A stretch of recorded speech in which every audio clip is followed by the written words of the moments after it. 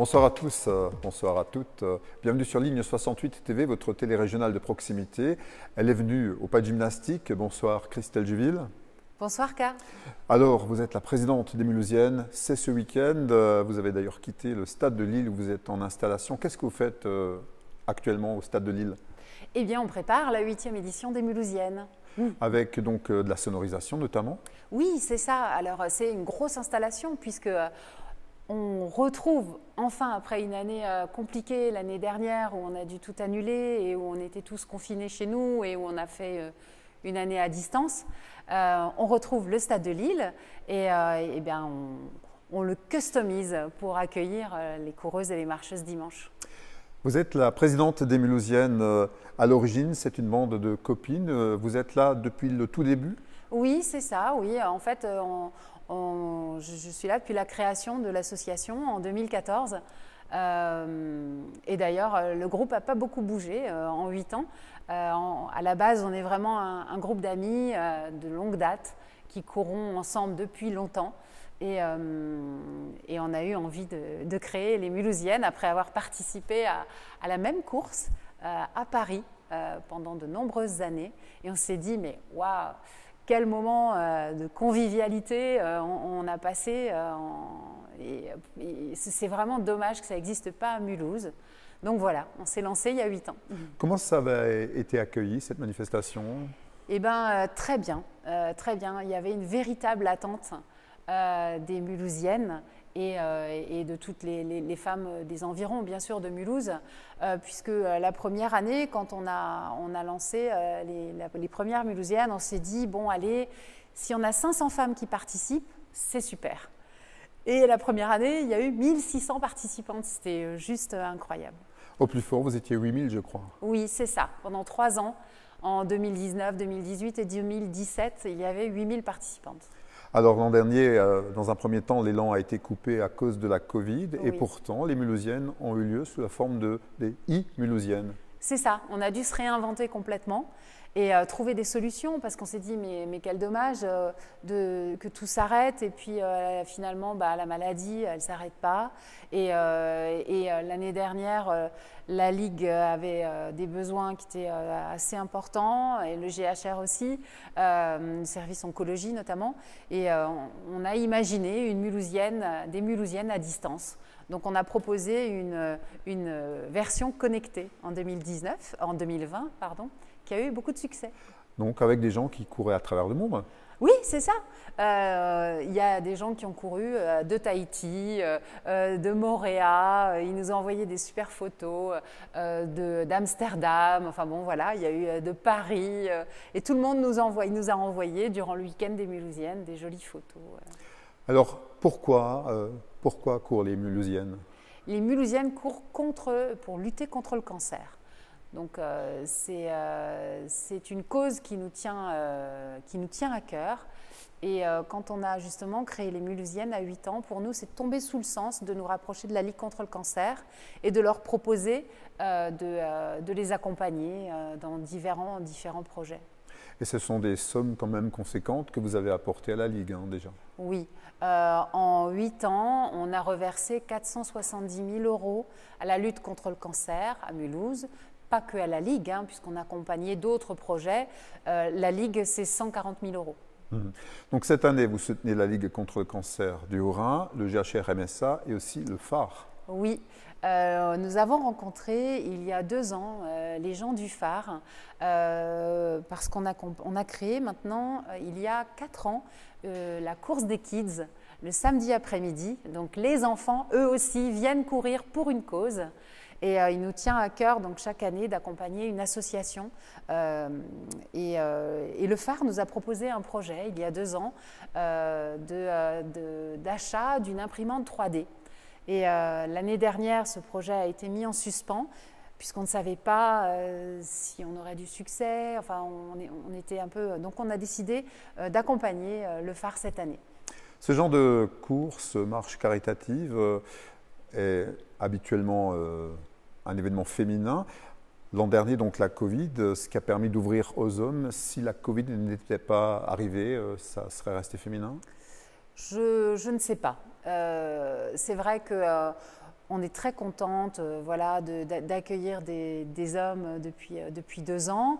En même temps, le stade eh bien, reste féminin. C'est quand même, les Mulhousiennes, c'est vraiment un moment de partage entre femmes et ce moment est très précieux et il nous tient à cœur.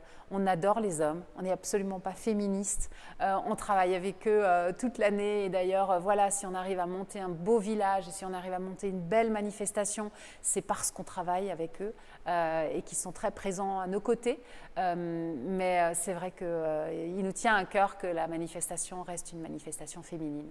Néanmoins, donc, ce week-end, au stade de Lille, vous avez donc cette exposition, cette installation à la fois artistique, pédagogique, qui est donc Voyage au cœur du Saint, expliqué. Alors, Voyage au cœur du Saint, c'est une structure gonflable qui a été créée par une plasticienne qui vient du sud de la France, qui a pour but de parler de la prévention du cancer du sein. Et donc, elle se matérialise par une grande structure gonflable qui représente un buste de femme avec 2 seins.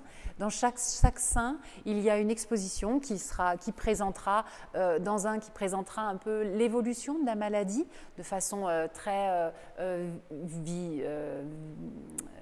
comment dire, imagée.